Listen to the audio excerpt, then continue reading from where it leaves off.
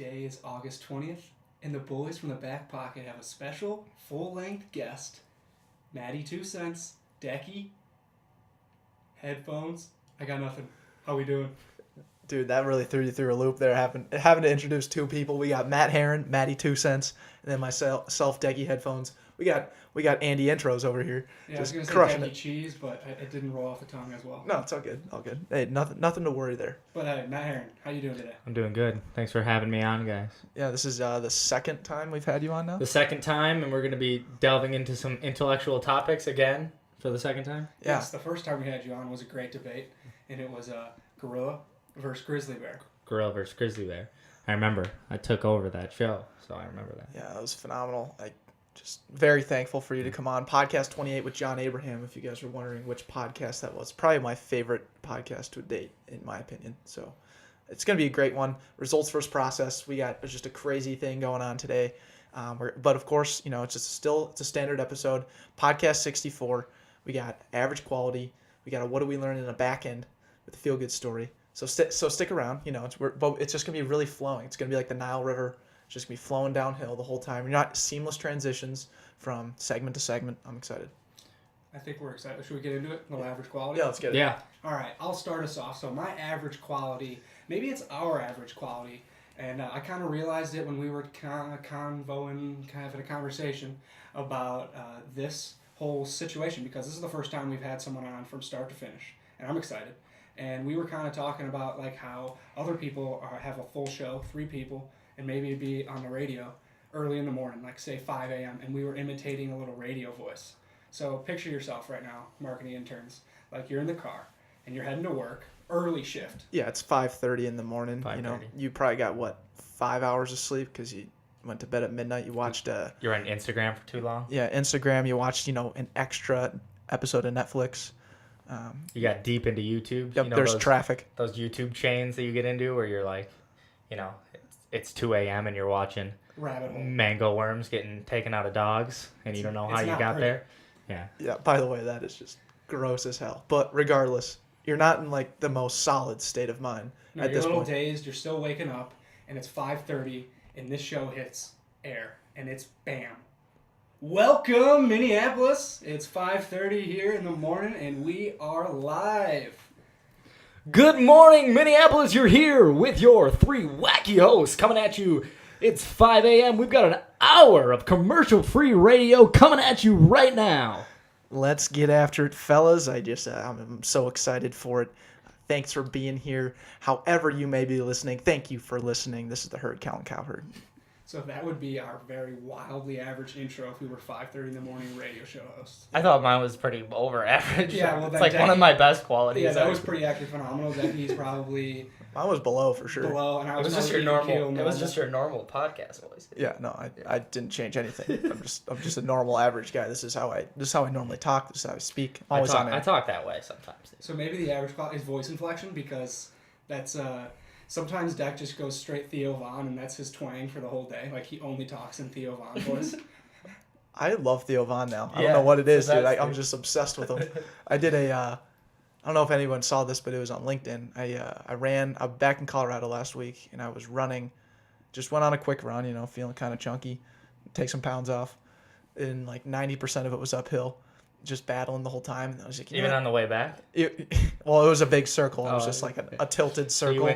So you ended up at Either way, whatever way I was running, it was uphill. It wasn't fun. both ways. Yeah. And after, I just decided to do one of those, just a recording, and I turned my phone sideways and just it was a selfie recording, 1 minute long, and the entire thing was just Theo Von slang. But I was talking about how, it was an uphill battle, and everything that we're gonna be going through with the podcast, and everything that in life is just always gonna be an uphill battle. And you just gotta attack it, and the Theo Von twang though. Back to it. I didn't have a shirt on. I was like out of breath the entire Speaking time. of that, we don't have our shirts on right now.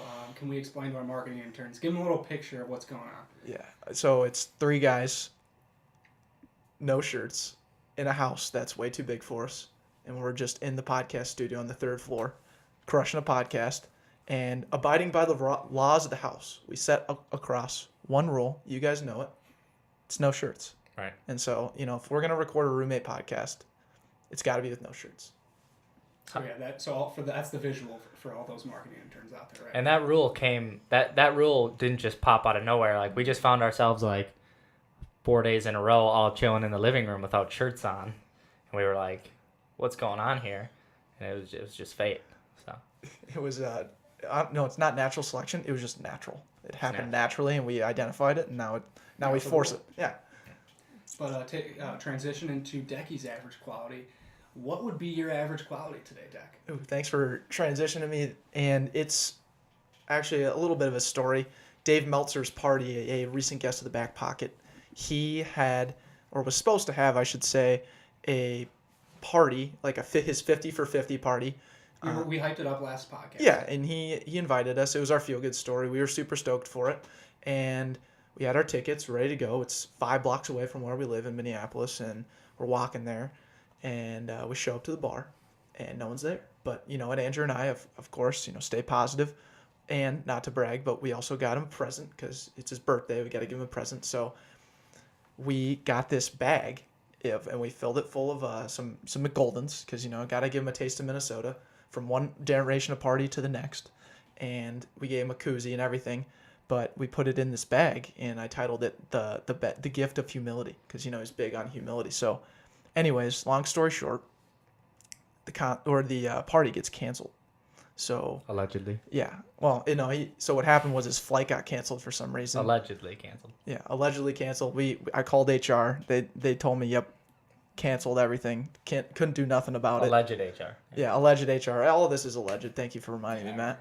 But yeah, I'm just walking around. My average quality, getting to it, is I was just walking around with a bag of humility, just a gift of humility, and people were just giving me the funniest looks. I'm like, yeah, there is humility in this bag. We sat at this little window bar, so we had the bag propped up with the window kicked out, so every bystander that passed, every pedestrian, every patron of Lynn Lake Brewery that walked by that saw the gift of humility, and it was quite it was humbling. Yeah, it was definitely humbling, and it just perfectly represented the bag. But guess what? I mean, we still have the chance to give it to Dave because he's coming back in a couple weeks. And we will be hosting. That is also alleged, but we reached out to David and we told him, hey, we know you're having trouble scheduling a venue. Allegedly. So we would be the guys to host it for you. And when he arrives, he's coming to our address, and he will sit in this studio, and he will have the gift of humility propped up right in the center, right next to these mints. Thank you, Jackie Toomer. Yeah, always need a little mint, but I'm excited for him. Can I tell the marketing interns my theory on this story? On the party? Sure. Yeah, sure. So, my theory is, and it's an absolute power move, and whether he did it or not, I'm going to steal this move from him, is that when if I ever get big, is, you meet people and you want to keep them in good, you want to keep your relationship with them good, but they're huge dweebs, right? So I can't be bringing them around my real friends. So, Dave Meltzer probably, I don't know the guy, I know him from the podcast, seems like a really cool guy. Probably didn't do this, but let me tell you the story. He actually does come to Minneapolis, throws a huge party, tells you guys to go to the dweeb party, and then has his sister pretend to be HR and call you guys and be like, oh, it's all canceled, but really he's just raging 3 blocks down. That's your theory? That's my theory. That's a very conspiracy theory. Go ahead and rank that theory. Well, out of 10, Andrew, what would you rank that theory? Out of 10 to Alex Jones, I'd say that is Alex Jones theory. Eddie Bravo? Eddie, no, he'd probably be just above Alex Jones. You're way at the bottom in the barrel with that theory. Okay. David would never do that to us because allegedly. David's listening to this right now, and he knows. That's why I said he probably didn't do it. But if he did, Dave, it's a power move. I like it, and I'm going to steal it. Okay, well. I'm trapping the puck on that. I'm going to transition to your average quality now. My average quality. So what would it be? My average quality is getting rid of the tendencies that I had going through elementary school. Like the other day, I was at work in a meeting, and I asked if I could go to the bathroom. And everyone just looked at me just go to the bathroom, dude. So I still. You just interrupted our meeting. Yeah, what are you doing? Yeah, so I would say my average quality is getting rid of all the things that I had to do in elementary school that I don't have to now that I'm an adult. So what was going through your head when you were like, oh man, I really got to go to the bathroom? And then did your brain just put up a wall and like, nope, you got to ask first? Well, I actually did a terrible job even asking because I was like, I basically like, I was running the meeting and it was a review. And then I was basically like, we were only like halfway done with it. And I was like, all right, so are we done now? Or if we're going to be here for a while, can I go to the bathroom? And they were like, yeah. You could go. You could go. We're going to be here for a while, but yeah, you could go to the bathroom. This thing doesn't end in 5 Weirdo. minutes, so it's... Yeah. Well, it was going bad. off that, something that I need to improve on that I still am stuck in elementary, and probably in preschool because I don't think they did this in elementary, is nap time. My body still wants a nap. Probably everybody wants a nap, but I try to take those naps because I'm working in a. Sorry about that. I need to turn my sound off on my phone. But I work in a truck, and I stop from house to house, so I have the ability to take a nap. So I am still stuck in my preschool ways, and I can get away with it, which is kind of dope. Yeah, I like that, but dude, that job has got to be so hard because it's one thing to work like 8 hours, just straight like weeding or whatever your manual labor would be, but it's another thing to like do it on and off for 8 hours. Like that would ruin me because you're sitting down and just like you're already tired from like that last job and you're taking a break and your body just wants to like shut down and then you got to fire it back up like 10 minutes Hit later. that carb wall. Yeah, You're hitting that shove a carb bunch wall. of food in your mouth real quick before the next job, and then your hands smell because the weeds smell really bad. So you're eating like your PB&J, and it's not a good experience. But Just bring some Humbling. some hand sanitizer. Yeah, that would.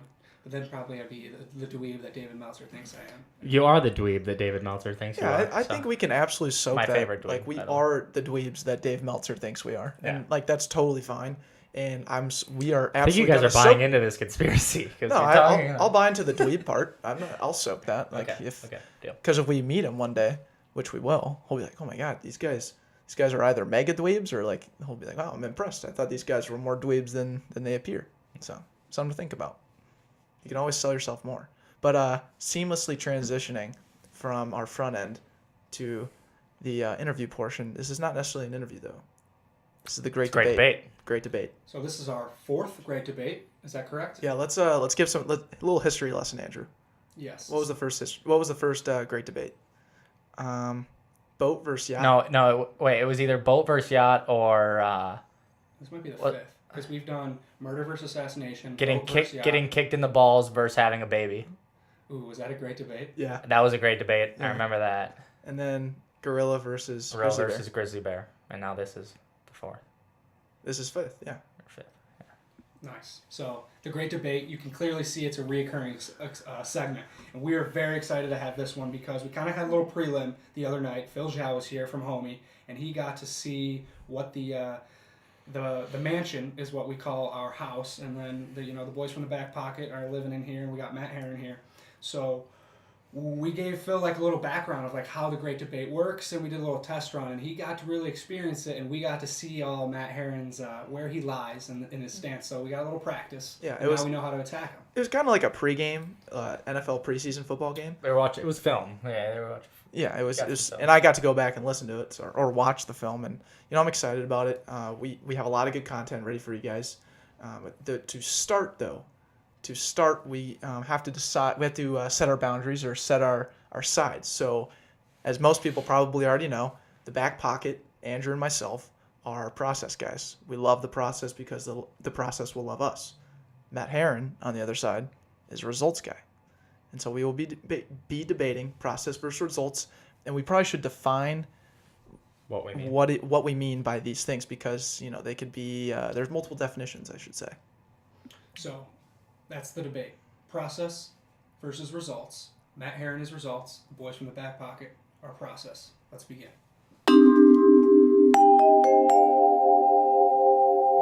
Matt Harein, would you like to start? Sure. Should we just lay out what we mean by Correct. our definitions here? Okay. So what I mean when I say that I'm a results-oriented person is not that obviously your process doesn't matter, because your process clearly matters. It's how that's how you get to your results. But what it means is that you don't. It's not your process that defines your results. The results that you are seeking define your process each time. So you basically every step of the way in your process, you're always going back to what your end result is going to be, and then that's how you actually form your process is basically it's a thought process. Okay, so we're basically defining orientations. So something, it's not necessarily like the core value of that result is what you're after. You're more after not the process, the orientation or how you think from a day-to-day basis. Problem solving. Problem solving. I mean, it's all based on problem solving is what I would argue. Right. From a process standpoint, I think a fine-tuned process is necessary to achieve that result. And I say this from the standpoint that a result, or when the result is arbitrary. So when, like the back pocket, like when people ask us like, oh, what's your dream for the back pocket? I can't necessarily tell them exactly what I want it to be. I don't know what the result of the back pocket in 5 years would be, but I'm passionate as hell every single day to show up and record a podcast. And I'm passionate as hell to push that content out every single day, because I know, and that fine-tuned process, trying to make that process better to have that result in the end, that greater good, that why, is why I am process-oriented. Andrew? So like breaking up the difference between results and process. So the result direction is like when you wake up in the morning, you have a checklist or you have a goal, and that's all that the mindset is thinking about that entire day, versus the process has more of a methodology and an appreciation for going through those movements and living by that standard versus actually trying to do everything in the manner of finishing the absolute. So that's how I break up the two. Yeah, I'd agree with that. Hey, can you speak in the mic a little bit? Yeah, Just, well, you don't want to lean in like that. Just drag it more toward yourself. There you go. So now that we got the definitions out there, this is a great debate, and this is kind of what the fun part is. In the past, we've kind of, Declan and I have been on the same side, or we just haven't done it properly. Like you guys got a great intro to it when Matt was going against us through the first time, and I think that's the first time we did this right. So the biggest improvements from 1 to 2. So I'm excited at where this heads. Or 5. But yeah, I like what you're saying is, yeah, we usually took the same side when we do these great debates before. It would just kind of be unpacking like what we were even debating was the debate. But now we're just on the same side of the table here, debating against someone who's clearly on the other side. But you know what? It's all good content. I'm excited for it. Let's see, Matt. Yes. Give us an argument. Okay, so I laid this out for you guys a little bit in our prelims, and I think I should just reiterate it because it's just a good metaphor, and it's the only metaphor that I have, and it's the control systems one. Yeah, you should mention that you're an engineer. I am an engineer, and so as a nerd, this is basically all my metaphors are nerd metaphors. So I'm just gonna lead with that. So if you look at what a control system is, so we can use the case of a speed control on your car, of setting the cruise control. So basically, your result would be, I want to have my car go 70 miles an hour. So you put that into your cruise control, and what your cruise control, which is controlled by a control system, does is it sees how fast your car is going right now, uses an accelerometer, sees how fast your car is going right now. It compares it to, okay, my end result is 70. I want to get there. And then depending on how great that error is, it takes the error between where you are now and what your end goal wants to be. It subtracts that error, and then it, injects more fuel into your car based on that error. And then it does that, thousands of times in a second. So it's just compare every single second your process is changing on how you're getting to that result by taking where you are now and constantly comparing it to where you want to be. So it's and every single time that you get into your car and you set that cruise control at 70, the process that gets you there is completely defined by input variables and what that final result is going to be. So your process is different every single time, because every single time you want to get up to 70 miles an hour, there's going to be different winds. You're going to be at a different elevation. Your car is going to be getting different gas mileage depending on how many miles you have on it, degradation of parts in your car. So every single time that you tell your car to get up to 70 miles an hour, it's actually doing something differently than it did the last time. But every single time you do it, it gets you to 70 miles an hour better than, any person can just try to be on 70 miles an hour. Okay. So basically my thought process is just putting that into a human aspect, because we're not computers. We can't make those error corrections, but basically just defining my process by the error between where I am currently and the end result I want to be. Okay. And I love that analogy. And you said this last time, and I was like, oh, that's crystal clear. And all our marketing interns are now like, wow, he explained that really well. So well done. Where I can take that and move it into where I believe process orientation for me is more beneficial in the long haul is, so the cruise control sees what it did wrong, and then it changes and it does it more efficiently. Is that correct? Right. It sees how it's wrong now, the error, and then it corrects based on what that error is every second. Awesome. So personally, where I find the most benefit is looking in that error, and I see you. Granted, you see that result, but you see how you got there, and it was like, oh damn, I did not do it properly. In, say, for us recording this podcast, say we had the air conditioning on. Okay, where did we fault? That's not how I wanted it, and I now recognize it, and I'm going to grow from it. So I'm recognizing how I got there through this step-by-step methodology, and I'm like, this is where I need to be, and now I'm going to grow from that. So I feel like recognizing more of the process itself is beneficial in the long haul versus actually if you just look at the end result of saying, hey, my audio is poor and it changes, that's really not appreciated. You're looking at just that finite result versus looking at that full, again, as we're going to say many times, process. I would also say, I could reflect on this as well, is the fact that when I show up to work every day, I have a set number of tasks, and all these tasks are all different results that you want to accomplish. But what I also will say is, when I first started, I didn't really create a checklist. I would just basically try and remember everything that people would tell me and then do it, and then not really think about the prioritization of it. Not really, I would spend just time on everything and then basically knock out every task as I would go. What I did is what I found was I would forget things. I would forget where I'd leave off if I had to go do something right away. And, I just felt like I was inefficient. And if there's one thing about me, if I'm inefficient, like I just get crabby. And I'm all about efficiency. So I created a checklist. And every time someone would tell me something, I'd write it down. And like, okay, I need to do this. And then whenever I would go halfway or something, I would write my progress.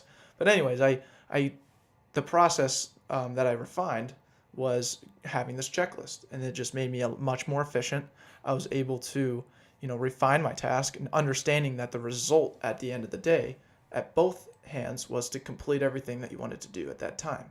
But how you got there, and again, reflecting on how you failed, is where I stand on that.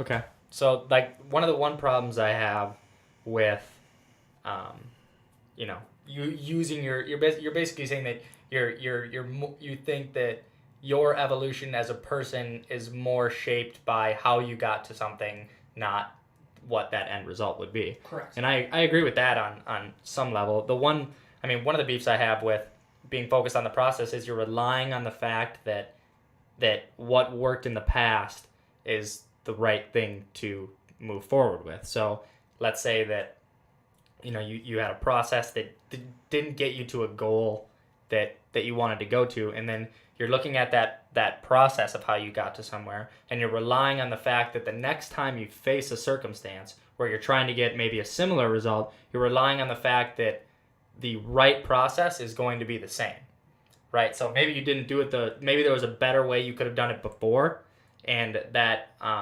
sure, there could have been a better way of doing it before. The next time you go to that result, you might go, oh, I'm going to try it this better way. But if you're not thinking enough about the end result, the circumstances of the end result, small differences in goals you're trying to achieve, I think that you can get muddied down in how you approach a problem to where, I use the example, shooting free throws when you're trying to be a better wide receiver, right?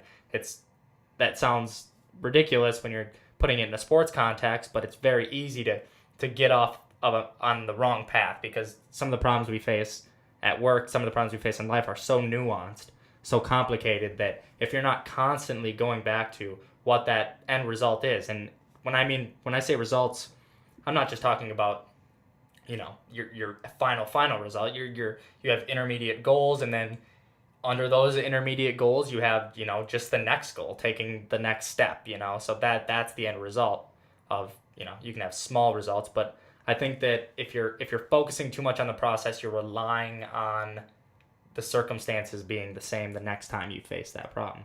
Sure. And I think that constant reflection is reflected in both the result and the process. I think you have to always go back and check and see where you went wrong and how you can get better, the positives, the negatives, the strikes, and the gutters. And I think regardless of whether you look at it from a results orientation or a process orientation, that consistent checking back and that consistent reflection is perfect. But what I would argue for what the argument that you made was, you said like you're never going to have that same issue, or if you have that same issue again, you can't just rely on the previous semi-result or the previous process. But what makes the process, or what makes people successful, are the ones that can learn the best from those mistakes, who can maximize the opportunity that they have, right?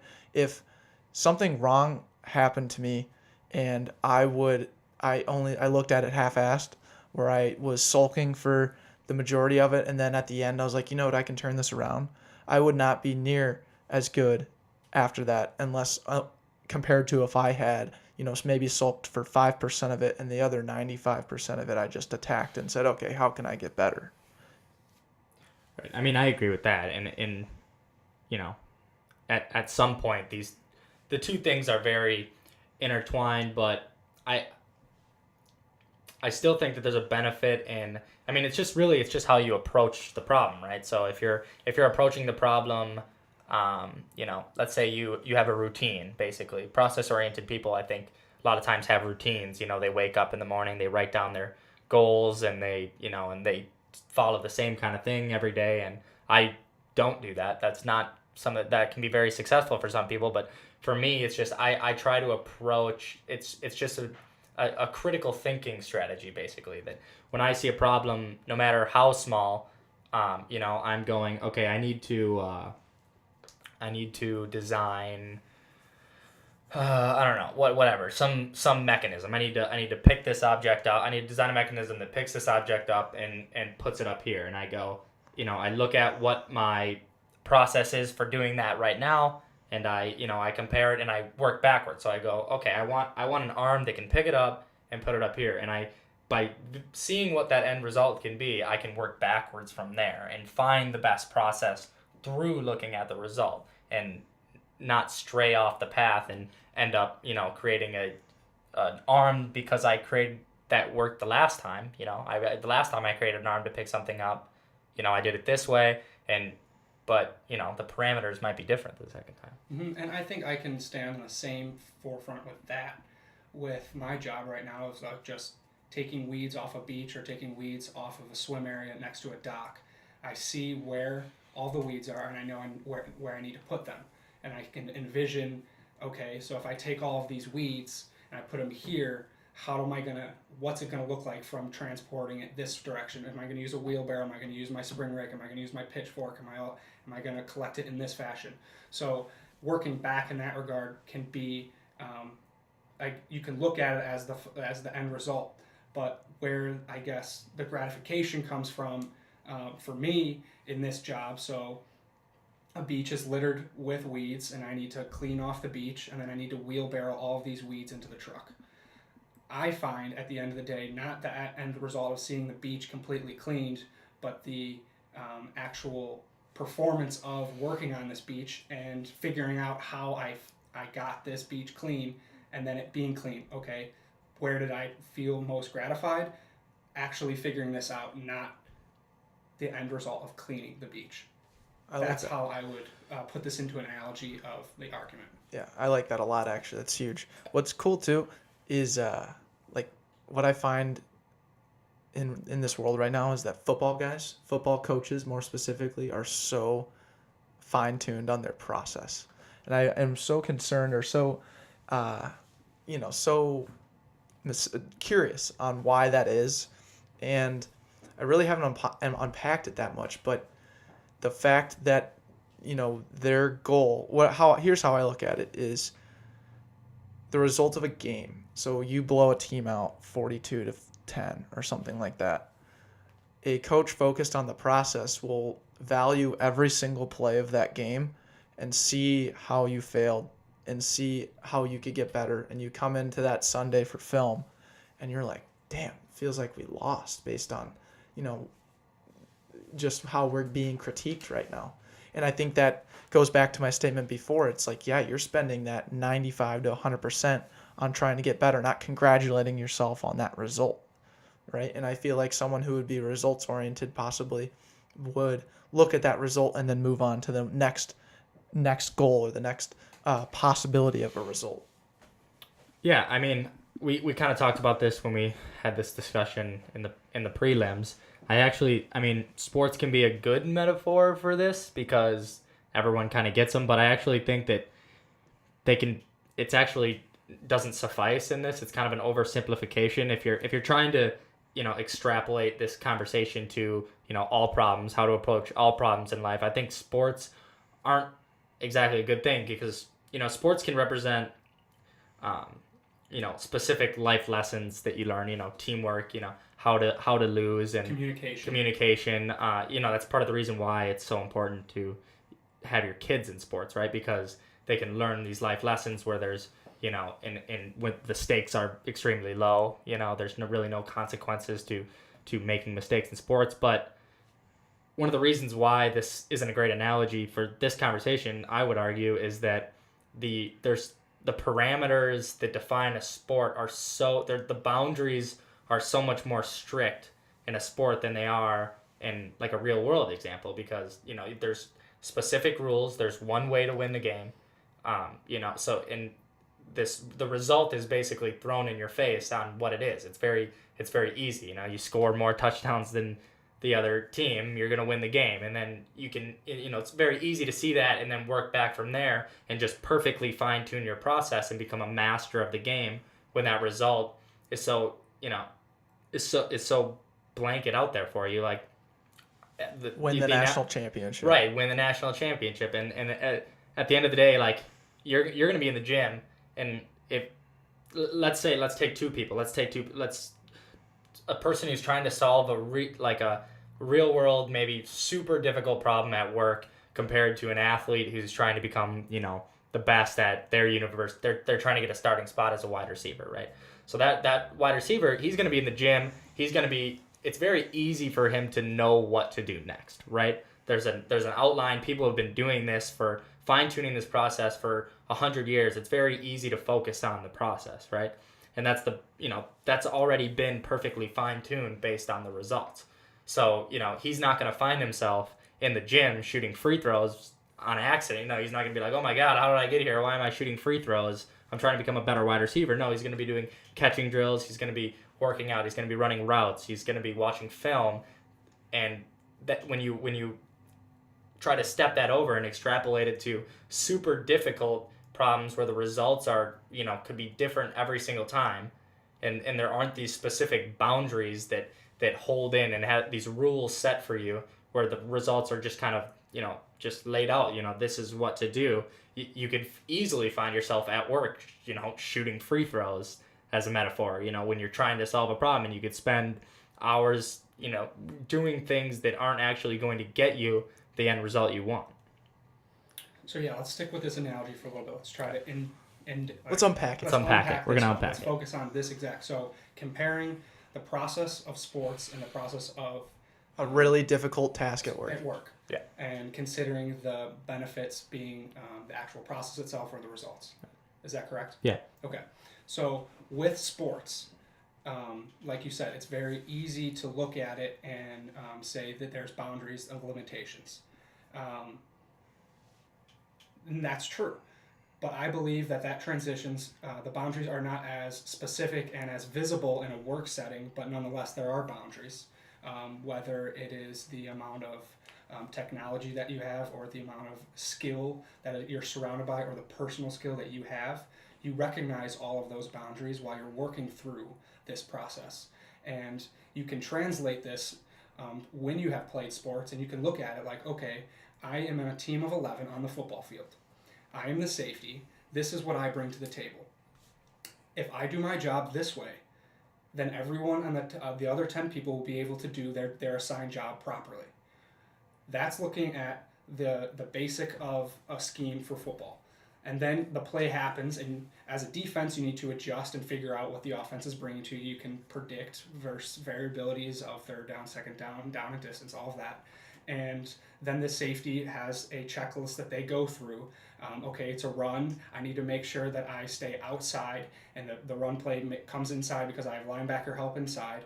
And when the running back gets to me, I want to have my head this way to tackle properly, and so on and so forth.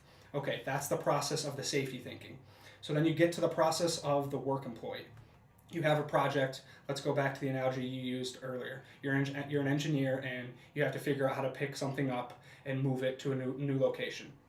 So you go through your checklist. Okay, this is what I need to figure out to get to this employee who is specializes in this, and I need to go through and take every ownership that I have and move forward to allow the next person to make this product efficiently.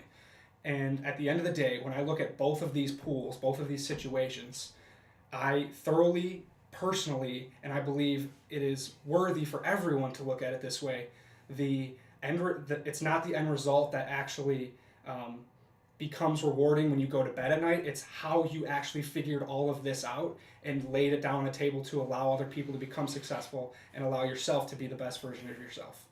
So that is why I believe a process-oriented person is, I hate to say better, because it's not every situation that you need to be process-oriented, but for the majority, a process-oriented person will live a more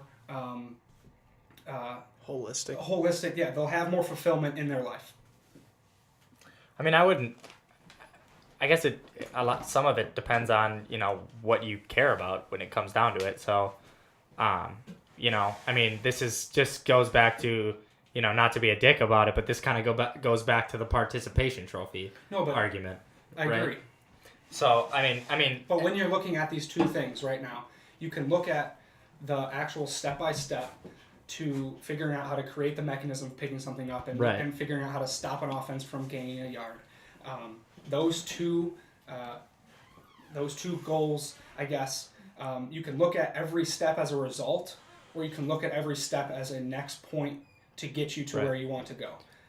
And that's where I believe we need to kind of unpack a little further. Right. Okay, but the process only gives you fulfillment when you achieve if there's no result at the end, that sports analogy, you let's say your team wins a championship of some sort, and you look back and you say, man, it was really the process because that's part of the argument that you guys are making. It was, the process is what made me a better person. I look back, that's what I really cared about, not actually winning it, but everything that got me up to that point.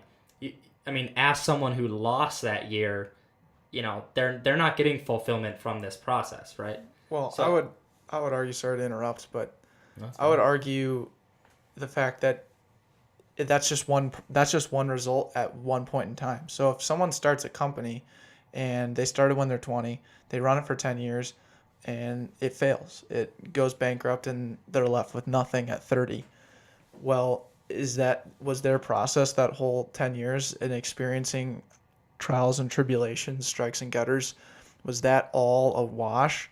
And now they can't roll what they learned from that point into the next business venture that they have. I like to think of it that way, where it's never just the end of the road. There's always that next thing, right? So yeah, some people from the outside looking in, oh man, he spent all that time doing all that, but you know what? There's so many people who have started, failed, and then succeeded later on in life. There's all kinds of companies like that, and there's also companies that, maybe they stick with for so long and they just never hit, or they hit at a certain point, like McDonald's. McDonald's didn't hit big until Dave Meltzer actually talks about this. McDonald's didn't hit big until they had the brothers had an investor that took them to the next stage because he saw a vision for it, right? The entrepreneur that saw that vision. Wonder Bread didn't get big for 80 or 90 years. It was family owned for the longest time. They were happy with where they were at, and then someone helped them scale. and finally hit big after 90 years. That's like 2 generations worth, allegedly, of hard work and effort being put in. But that process was ingrained within that Wonder Bread family, or throughout those trials and tribulations again. And I think that's really where you got to sit back and reflect and always understand that a failed result is never something, doesn't necessarily correlate to a bad process. Sure. Yeah.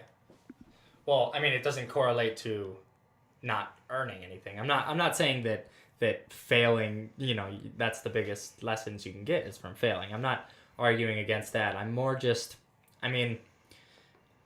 let's talk about. Yeah, what were we unpacking?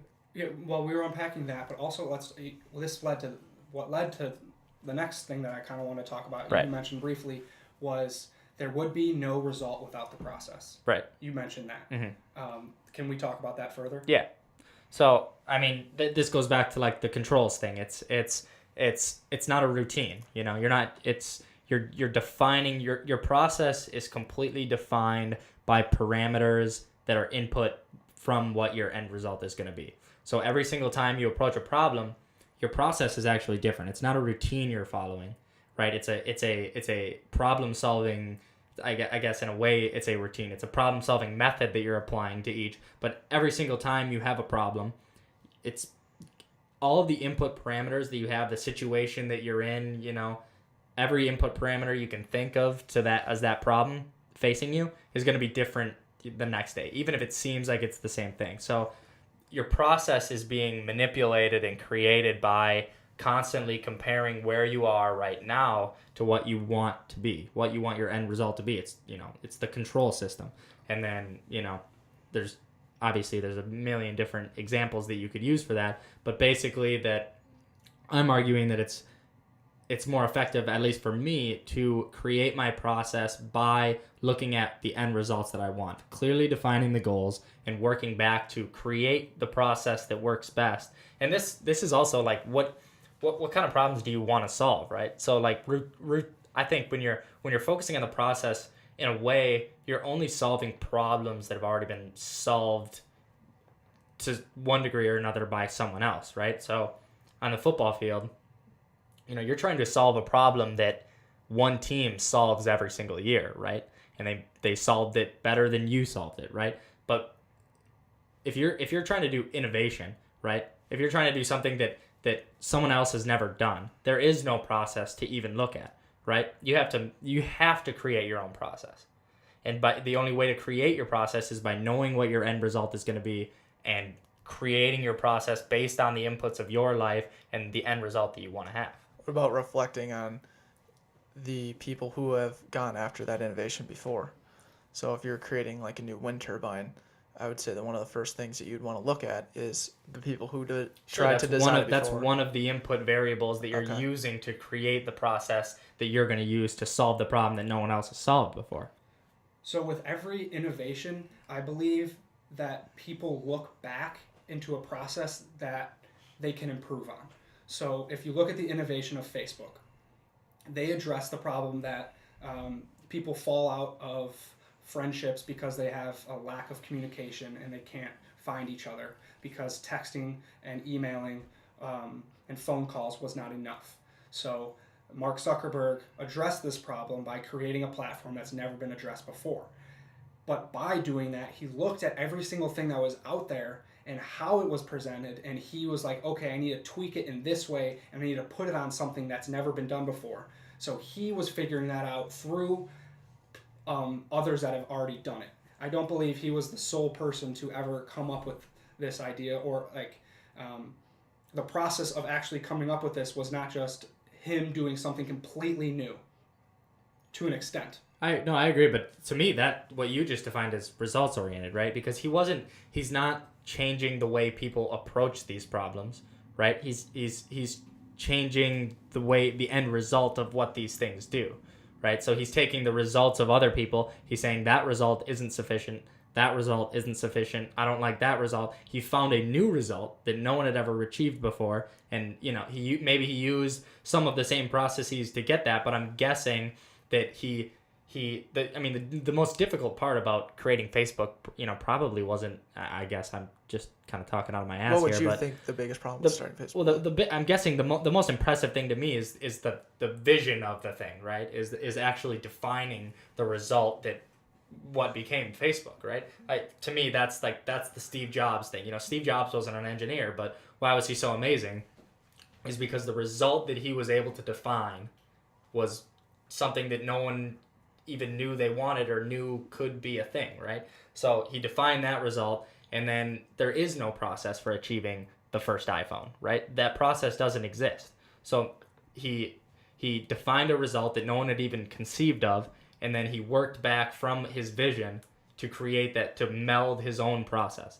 I would say though, when the result is arbitrary, is when you love the process and you become that process-oriented person because you are working for something that is unknown, and you have to really commit yourself to that. I think like Twitter would be a great example. 2 guys from Google who left and then started this Q&A board, and that was their idea, was like, oh, this would be great to have this interaction. Well, look at it now. It's totally different from what they started, right?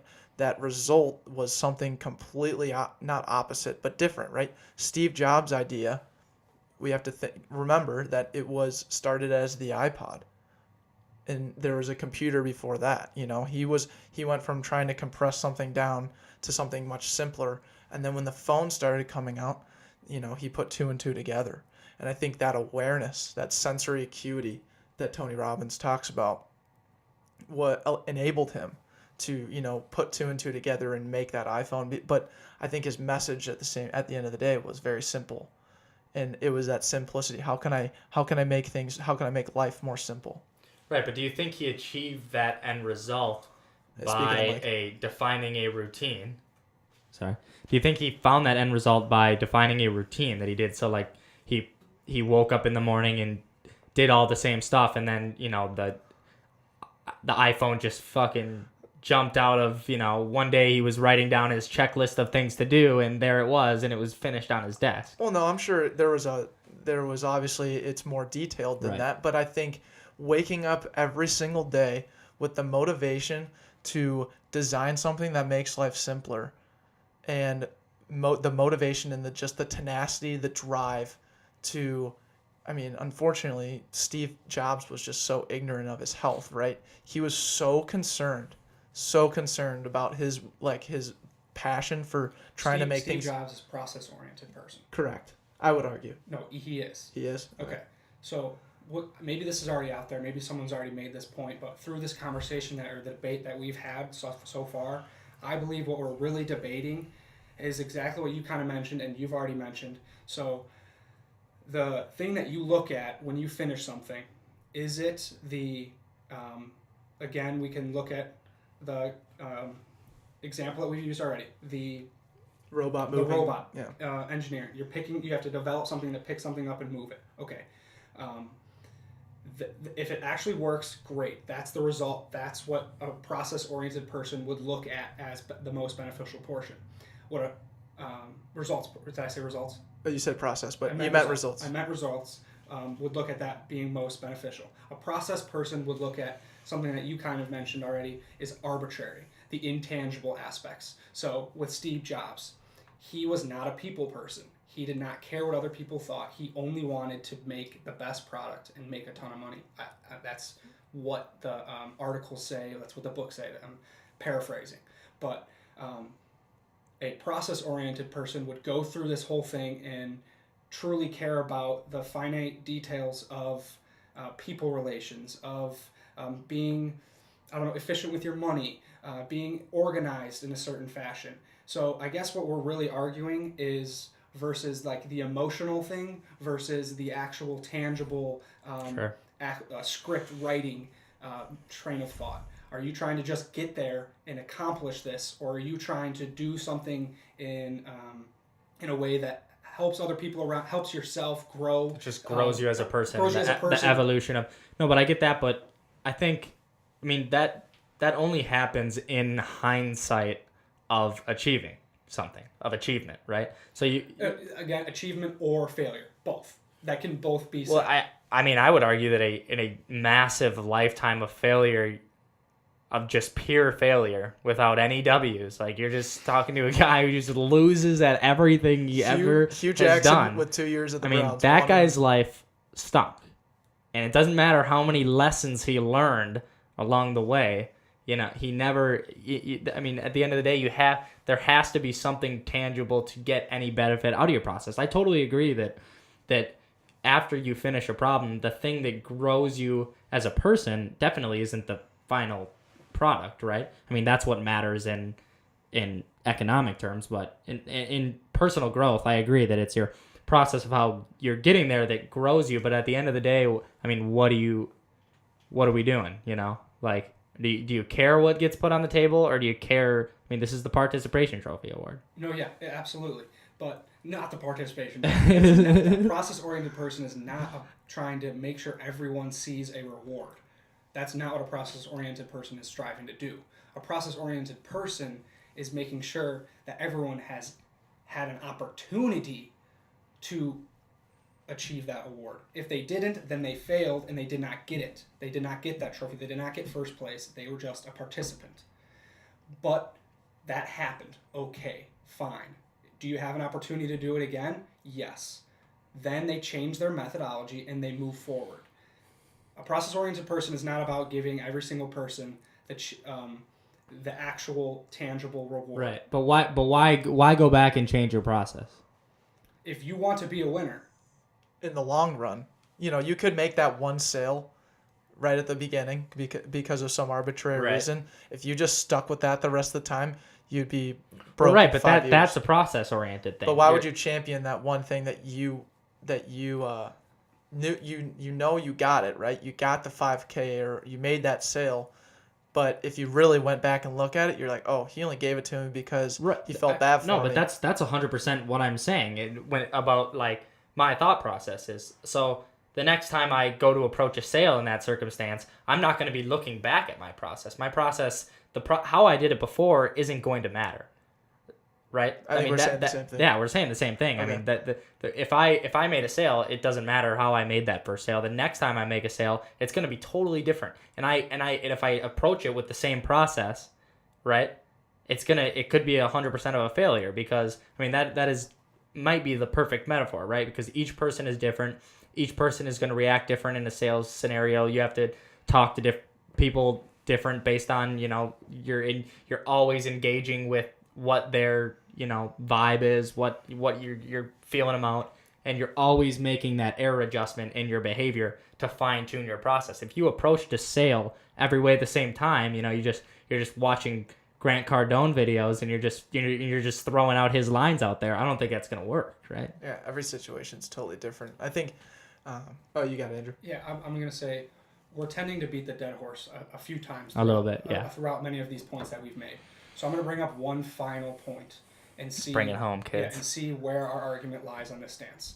Okay, you're going to hire someone for your job. You're looking at their resume, and then you interview the person. Are you going to look at the accomplishments of the resume and the verbal things that they tell you they've accomplished, or are you looking at that person in a way of are they trustworthy, the intangible emotional value?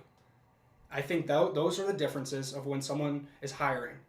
Which way do you want to go about it, Matt Harein? By the resume.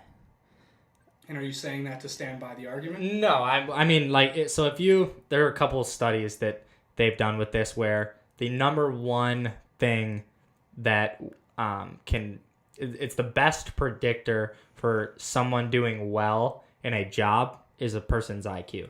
So it's not their actual like results, but it's not their actual achievements. It's not what degree they've gotten, but it's, you know, just how smart they are. But I think that your achievements is a much better predictor of, you know, how good you are at what you do than, you know, saying that you had a good time, you know. Mm-hmm. You know, I think you're right. I mean, I think you got to balance it a little bit of both, right? I mean, there are those kids who are really good at just bullshitting, like, and showing that they are something that really they're not. You know, they have these really cool things on their resume, like, but what does that actually mean? And I think that's what you find out when you interview someone Sure. a lot of the times, and that's what the resume, you know, kind of acts as, is are these bullet points for, you know, the person to ask and, you know, elaborate more on. Because if you were just hiring based off the resume strictly, you would hire the kid with the best GPA and the kid who had experience in your field of work beforehand, or, you know, something like I mean, that. but that is what they do. I mean, that is the best way to. I mean, every time you hire a candidate, you know, at some point it's going to be a toss in the air. You know, you don't actually know how good they're going to be at your job. But this is why most places that are hiring for engineering have a strict GPA cutoff. Because sure, you might find the 2.0 kid who's a genius. He has all the intangibles and is going to be great at that job, but It's rare. it's very rare, right? And if you're just picking out, if you're throwing your chances as a you know, as a company, if you're hiring someone and you're gonna take a swing, you're gonna wait for the, you know, the fastball down the middle. Maybe you can take that, you know, CC Sabathia slider out to right field, but I'd rather take a meatball, you know. That's fair. And I think we've said everything that we wanted to. Is there any final points that anyone wants to make? I think both arguments are great. I think the fact that we're having this conversation just really dives deep into our brains, and the fact that we are both trying to fine-tune our process, or just fine-tune ourselves, right? Just better ourselves, and just having and unpacking these conversations. So, excellent. Regardless, I'm happy with it all. And that's the great debate. And I leave it up to the marketing interns. Please leave a review in the comments page, either on our website, on YouTube, you can tweet iTunes. at us. You'll see some Instagram photos about this. You can leave comments below. iTunes is always a great option. So that concludes our great debate. Let's hit that little exit music.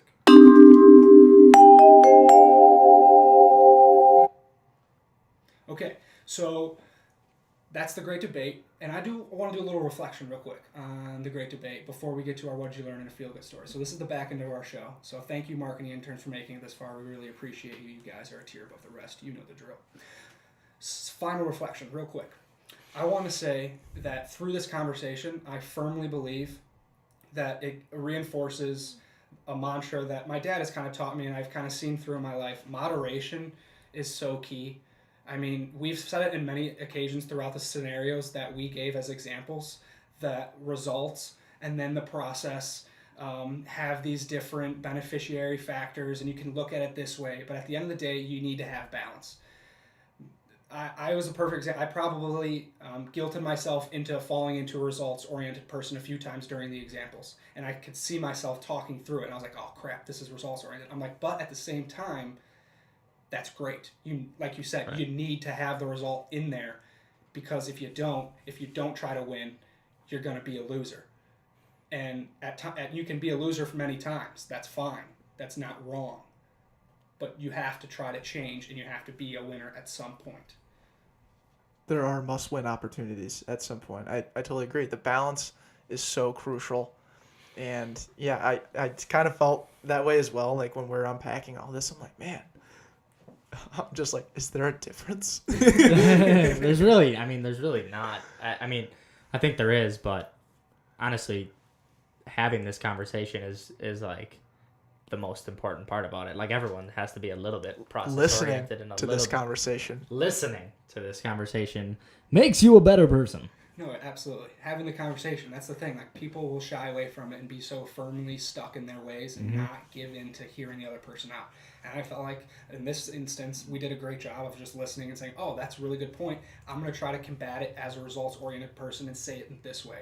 And then we did the same thing on our end. So it was just really cool to have those conversations, and I feel like we're getting way better at these great debates, and we must continue to have Matt Harein on.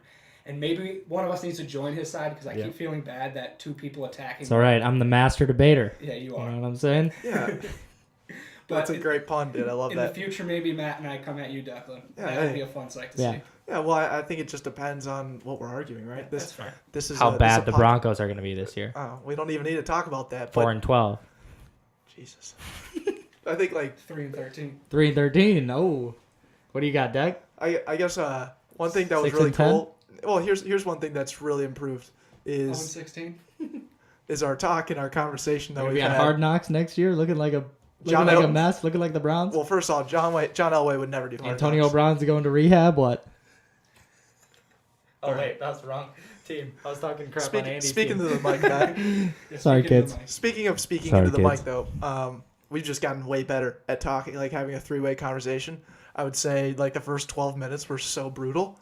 It just felt brutal. I'm sure it wasn't bad, but I was just the flow. It didn't seem right. But like as we started to like unpack and have a format to follow, now look at us, dude. Bunch of ragtag boys just having a conversation. With our shirts off. With our shirts. Let's trap the puck and let's kick it to the back end. So back end, you marketing interns know what the deal is. It's a what did you learn in a feel-good story. I can start and say, what did I learn today? I learned that it's been the theme of this show, the theme of this exact, not the podcast in general, but this show in particular, of having conversation will enhance any person's IQ, no matter what. If you truly try to listen and gather information from another point's perspective, whether it's politics, whether it's talking about intangible emotions, whether it's talking about sports, you can always hear another person out and you can always grow from it. And I do appreciate this podcast for that, and I do appreciate having the ability to put these headphones on and do this because it feels like we're extremely locked in to every person's voice inflection, articulation, and word choice. And you're crushing it, man. I mean, you have articulated your thoughts better. I've been with you for a year and a half now on this, and it was beautiful, man. It was Van Gogh. It was Da Vinci. It was everything in between. I loved it. Brown, Antonio. not going to rehab. Yeah, Tony Two-Tap. But I You heard it here don't, first. I don't want you to sell yourself short on the overall message of the back pocket either, though, because controversy is the air we breathe. And you know what? Understanding that, documenting that, and being able to just listen, man, perceive your audience. Simple as that. What did I learn? Let's kick it to Matt Harein. Let's Ooh. do a little Oh, yeah. What do you Matt, think? what did you learn today? What did I learn today throughout this? Well, I think I learned that sometimes, you have to look at how you grow as a person when you're looking at, what's beneficial to you. What's the result you want isn't all about achievement. It's, at the end of the day, what do you want to have on your tombstone? You want to have your achievements, or do you want to have, who you were? And so, if that takes taking a participation trophy every once in a while, then, maybe I should start picking one up. Well, I believe really all that it takes is speaking into the mic, and one of these days you'll learn how to do it. Declan, what did you learn? Oh, that was awesome. What did I learn? So this is a little off the beaten path, but I'm gonna throw it out there for you boys. I was listening to another podcast today, and I did not know, and now I do know, that Jeannie Buss and Phil Jackson dated for 15 years or so, years on end, put it that way. And Dr. Jim Buss, I think the Buss family owns the Lakers. Bill Buss. Bill, definitely not Bill, but Sorry. either way, Jerry? Is it Jerry. Jerry? Jerry Buss, Dr. Jerry Buss. Thank you, Andrew. I made that up. I'm pretty sure it's Jerry, but anyways, his Jerome Bettis. Jerome Bettis. No, well, Jeannie Buss is in the Lakers organization, The Buss. and she was dating Phil Jackson. It just blew my mind. So, I didn't know she was dating Jerome Bettis either. dude, you're speaking so much into the mic now. You like that? Yeah. It's because I've been looking at you guys, and I had the mic over here. So. Yeah, I also learned that we need to when we have 3 people in the den, this mic needs to be attached to the bottom because this guy just gets totally excluded with this arm over here. Yeah, he It's does. not appropriate. Yeah. Well, I just think we need to bag the table, or at least Get do a new something table. different. Yeah, like a couch or Get a something. table without this lip. Yeah, that too. Maybe C I, cups don't if we work. can just spread out just a little more, right? I think we would have Yeah, we're room gonna for try. everything. Because what's cool to bring back the headphones, we're gonna beat the headphone horse until to the end of the world. But Until it's over, until we don't feel like yeah, until it becomes one of us. Because right now it's so new that we just have to talk about it every chance. we have do. to because it's just in my head, man. It's right there. Anyways, we could be sitting on the couches, and then Matt could be sitting over here. We should get a table, a long table when we do the great debates. You guys sit on one side of the long table. We have a vase in the middle, Mhm, We so just have the can't see mitts. each other. I like that. but we can hear each other. Yeah, well, that's the Headphones. key. We can always hear each I other. close my eyes and I can still have this debate pretty damn easily. Yeah, I don't need to be worried about nothing, man. And we could also smoothly transition to our feel-good story with our eyes closed. And what a great transition, and I'm super excited about it. Andrew, what's our feel-good story? The feel-good story of the week, as we always do, we leave on a positive note and we treat our marketing interns with respect and give them an enhanced mood at the end of the podcast. So what we will talk to you today about in this feel-good story is showing love to someone that needed it, and it's Matt Harein. He has been someone that you can have a conversation with anywhere, and you know it is going to be an awesome conversation. Whether it's talking about how to make toast in the morning, whether it's talking about the process versus results. Matt Harein brings his A game, and he's always going to be there for you.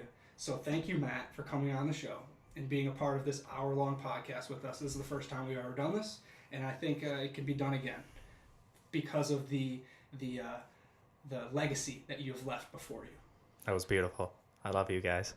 Thanks, man. I would also just add, you are so knowledgeable, and you're much more knowledgeable than Andrew and I. Your average quality is not knowledge. So it's just great to always learn and always just be a sponge around you, because I just learned so much. And I hope our marketing interns learned a lot today, because it was just wild. I hope everyone grew, because I grew within that hour. That hour and 10 minutes that we just talked, or however long, I feel better. So I hope you guys feel better. Love you guys. Love you guys. Take care. Podcast 65 next week. Big time guest. See Thank guys. you, marketing interns. This has been Declan Brown, Andrew and Sarah, and Matt Harein with The Great Debate.